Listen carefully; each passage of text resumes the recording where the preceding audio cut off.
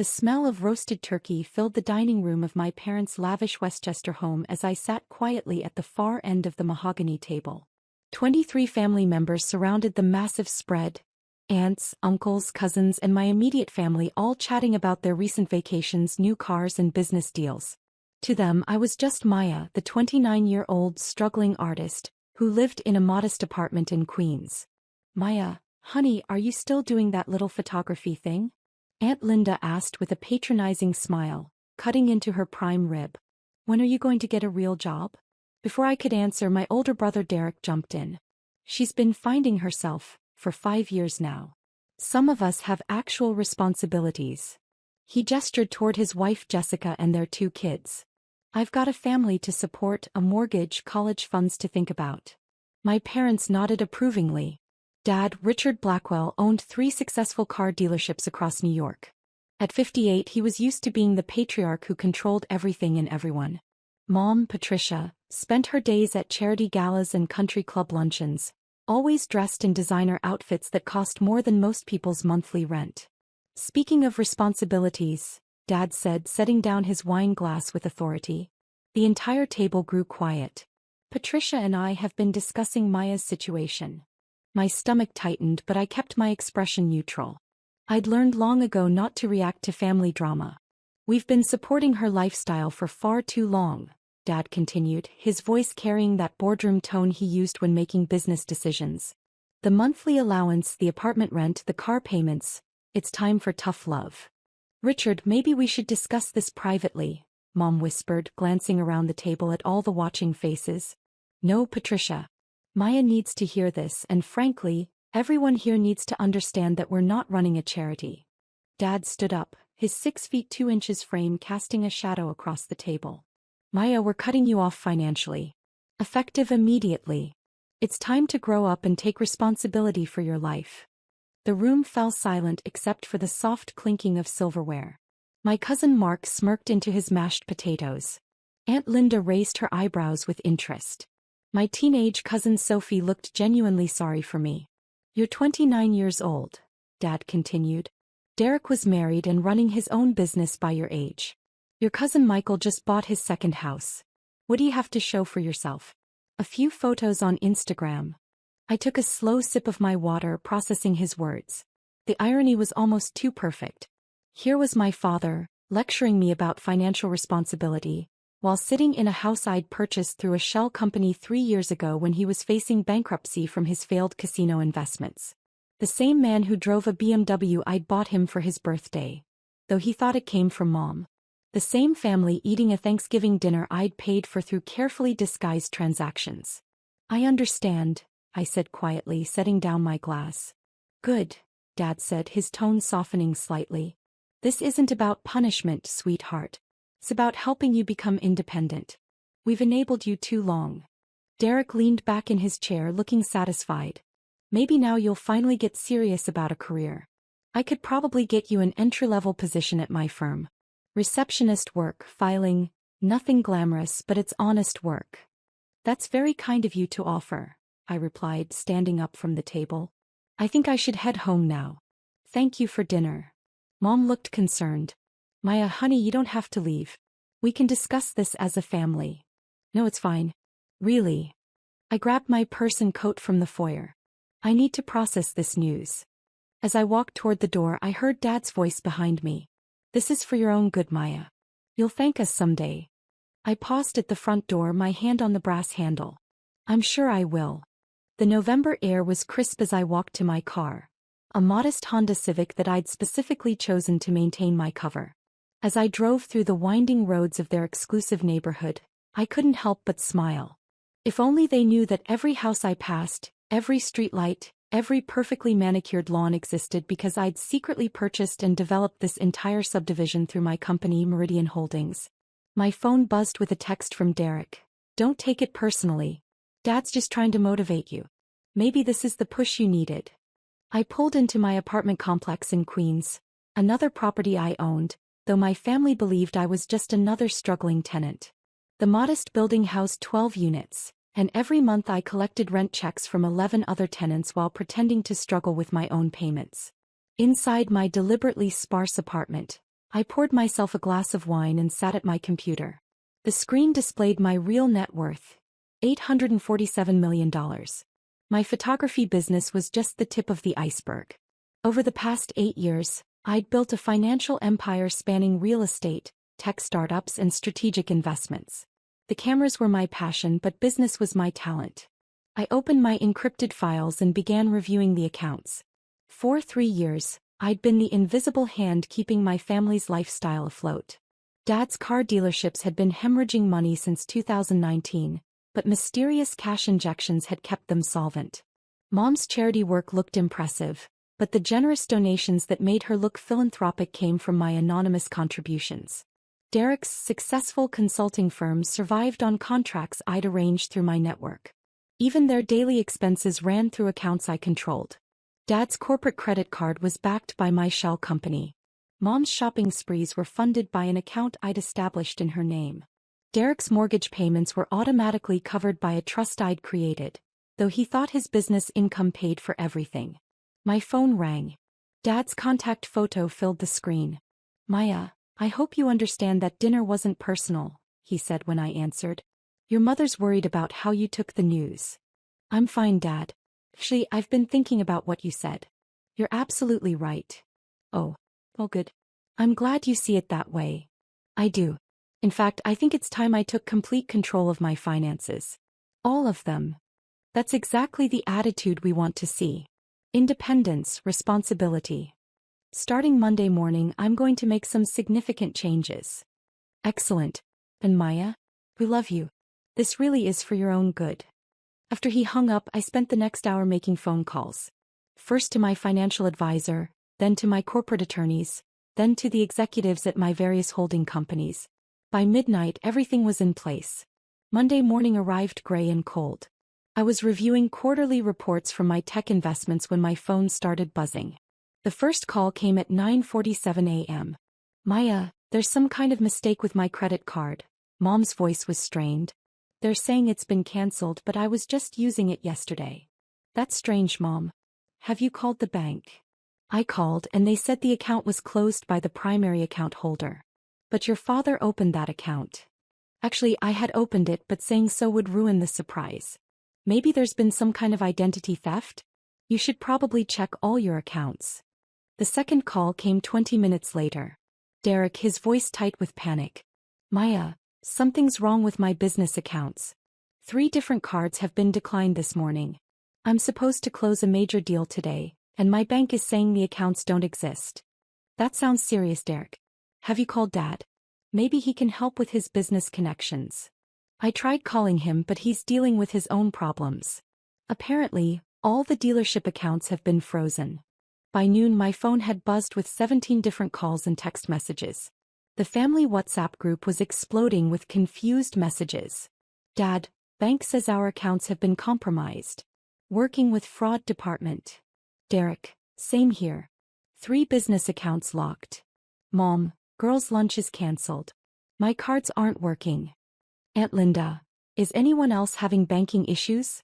My investment account is showing 0 balance." "Uncle Mike, what the hell is going on? My credit line has been suspended." I let them spiral for a few hours before sending a single message to the group. "Having some technical issues with my photography client payments too. Banks are probably updating their systems. Should be resolved soon." The truth was far more complex. I hadn't actually closed their accounts.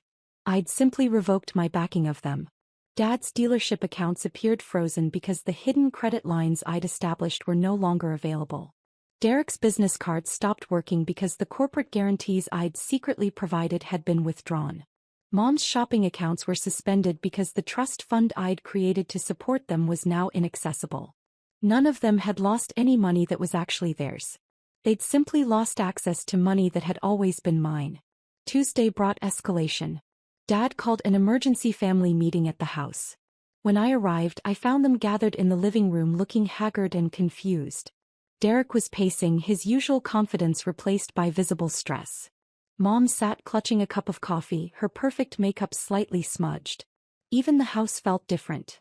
The heat had been turned down, and the usual abundance of fresh flowers was notably absent. "Thank God you're here, Maya. Dad said as I entered. We're dealing with a family crisis. What kind of crisis? Some kind of coordinated financial attack, Derek explained, running his hands through his hair. It's like someone with serious resources has targeted our entire family. That sounds paranoid, Derek. Is it? Maya, every single one of us has had accounts frozen, credit lines suspended, or business deals fall through, all in the same 48-hour period. That's not coincidence. Dad nodded grimly. I've been in business for 30 years. I've never seen anything like this. It's like someone flipped a switch and all our financial infrastructure disappeared. Have you contacted the police? I asked, settling into the armchair that I knew I'd purchased along with everything else in the room. We tried, Mom said quietly. They said without evidence of actual theft, it's a civil matter. The banks keep saying the accounts were closed by authorized parties, but none of us authorized anything. Uncle Mike, who'd driven in from Connecticut, looked exhausted. Maya, I hate to ask this, especially given your own situation, but do you have any contacts in the financial world? Anyone who might help us understand what's happening? The room fell silent. All eyes turned to me. Their struggling family member who lived in Queens and took pictures for pocket change. They were asking for my help with a financial crisis worth millions of dollars. I might know someone, I said carefully. Let me make some calls. I stepped out onto the patio and pulled out my phone. Instead of calling anyone, I spent 10 minutes reviewing my stock portfolio performance and checking emails from my property managers. When I returned, their hopeful faces made me almost feel guilty. Good news, I announced. I spoke with a financial consultant I know. She says this kind of situation usually involves someone with significant insider knowledge and resources. Insider knowledge? Dad's face darkened. You mean someone who knows our family's financial details? Someone who's been watching your spending patterns, your account structures, your business relationships. Someone who understands exactly how your finances are interconnected. Derek stopped pacing. Maya, that's terrifying. Who would have that kind of access to our private information? I let the question hang in the air for a moment. Then I walked to the center of the room and pulled out my phone. Someone like me. The confused silence stretched for several seconds. Maya, what are you talking about? Mom asked softly. I opened my banking app and held up the screen showing my account balance. The numbers were large enough to read from across the room. $847,346,982. Dad squinted at the phone, then looked at me with bewilderment. Maya, that can't be real. That's some kind of app error. No error, Dad. I opened another app showing my real estate holdings, then another displaying my business portfolio. For the past 3 years, I've been the one funding your lifestyle. Your house, your cars, your business accounts, your credit lines, all of it has been supported by my money. Derek laughed, but it sounded forced. Maya, that's impossible. You take pictures for a living. You live in Queens. I live in Queens because I own the building and 12 others like it. I take pictures because I enjoy it, not because I need the money. I scrolled through my phone and showed them a property deed. This house you're sitting in?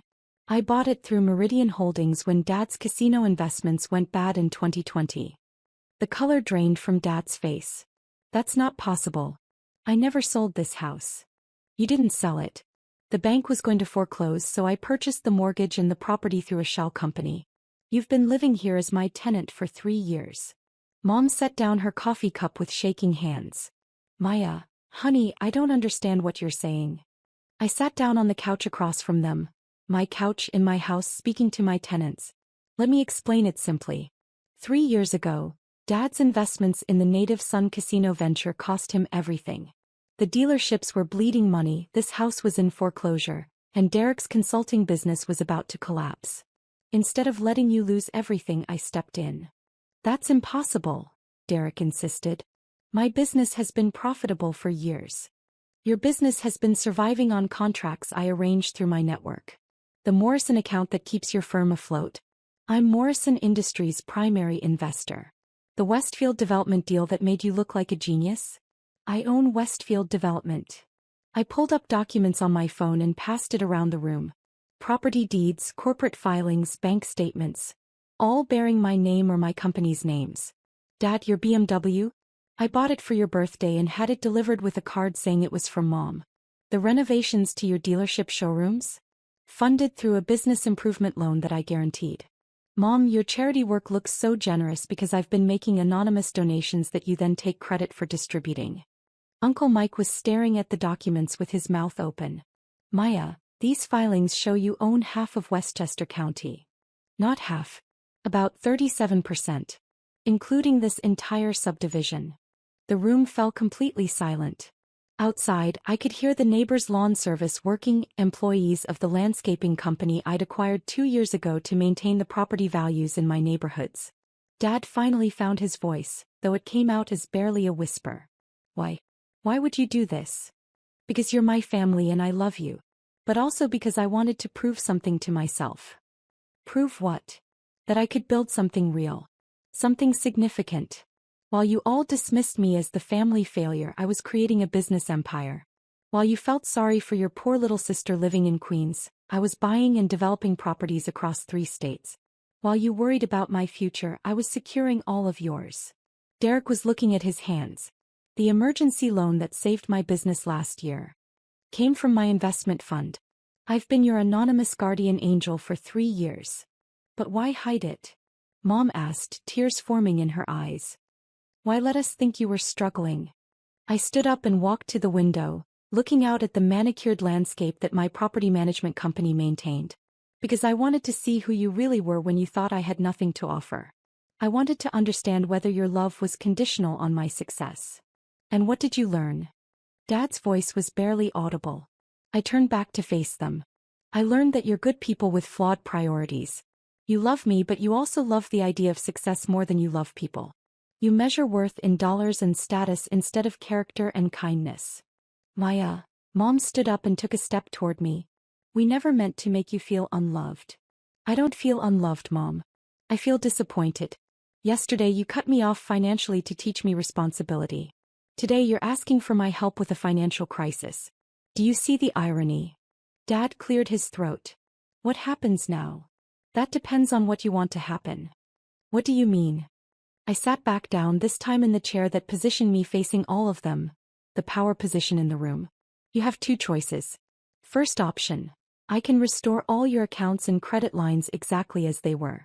You can go back to your lives and I'll continue secretly funding your lifestyle while pretending to be your poor relative. Nothing changes. And the second option? Derek asked quietly. We start over. Honestly. I stop hiding my success and you stop treating me like a failure. I'll help you build genuine businesses and real wealth, but it will require work, humility, and treating me as an equal partner, not a charity case. Uncle Mike leaned forward. Maya, I don't understand. How did you build all this? Where did the initial money come from? Remember my college internship at Goldman Sachs? The one you all said was just filing papers? I wasn't filing papers. I was learning investment strategies and building relationships. When I graduated, I used my savings and a small loan to make my first real estate investment. I bought a foreclosed property in Brooklyn, renovated it, and sold it for triple what I paid. That's actually brilliant, Derek admitted. I repeated that process 12 times over 2 years, each time reinvesting the profits. By 2018, I had enough capital to start acquiring larger properties and making business investments. The photography was always my passion, but business was my talent. Why didn't you tell us? Mom asked. At first, I wanted to prove I could do it alone. Then, when Dad's casino investment went bad, I realized I had an opportunity to help while also conducting an experiment. What kind of experiment? I wanted to see how you'd treat me if you thought I was unsuccessful versus how you'd treat me if you knew I was wealthy. The results were educational. Dad stood up and walked to the window, his back to the room. We failed your test, didn't we? It wasn't a test with pass or fail grades, Dad. It was research. And what I learned is that you're capable of growth. He turned around and I saw something in his expression I'd never seen before. Genuine humility. Maya, I owe you an apology. We all do. We judged you based on appearances and assumptions instead of really seeing who you are. The question is, what are you going to do with that information? Derek looked up from the documents he was still studying. Maya, if you're willing to help us start over honestly, I'd like to learn from you. Really learn. Not just take your money but understand how you think about business. Same here, Uncle Mike added. I've been running my construction company the same way for 15 years. Maybe it's time for new perspectives. Mom walked over and sat beside me on the couch. Honey, I'm proud of you. I'm proud of what you've accomplished, and I'm ashamed of how we've treated you. Can you forgive us? I looked around the room at my family, flawed, proud, but ultimately redeemable people who just learned a difficult lesson about assumptions and love. There's nothing to forgive, Mom, but there's a lot to rebuild. Where do we start? Dad asked. I pulled out my phone and opened my calendar app. We start with honesty. Tomorrow morning, 9 a.m., my office in Manhattan. You're going to see what I've actually built, and then we're going to figure out how to build something together. You have an office in Manhattan? Derek asked. I have the top 3 floors of the Meridian Tower. The building with my name on it. Dad sat down heavily in his chair. Maya, how did we miss this? How did we not see what you were building? Because you were looking at the wrong things. You saw the modest apartment, the old car, the simple lifestyle, and you assumed that was the whole picture. You never asked about my goals, my strategies, or my dreams. You just saw what fit your expectations. And now? Mom asked. Now we find out if we can build something better. Together. I stood up and gathered my purse and coat. I'm going home to prepare for tomorrow's meeting. You should do the same.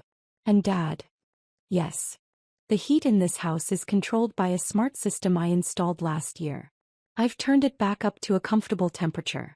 Your electricity and utilities will continue working normally. As I reached the door, Derek called out, Maya? Thank you. For everything. For saving us, for teaching us, and for giving us another chance.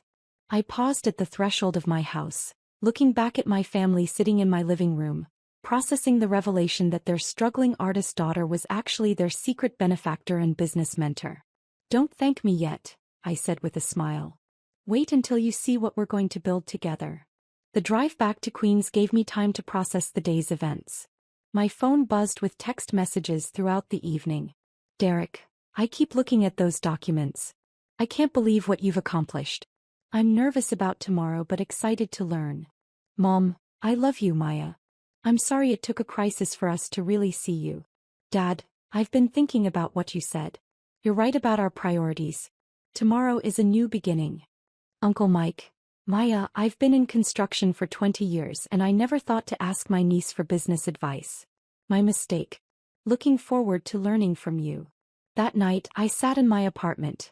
My deliberately modest apartment that had been my base of operations for building an empire, and planned our family's future. Real estate development projects that could utilize Uncle Mike's construction expertise.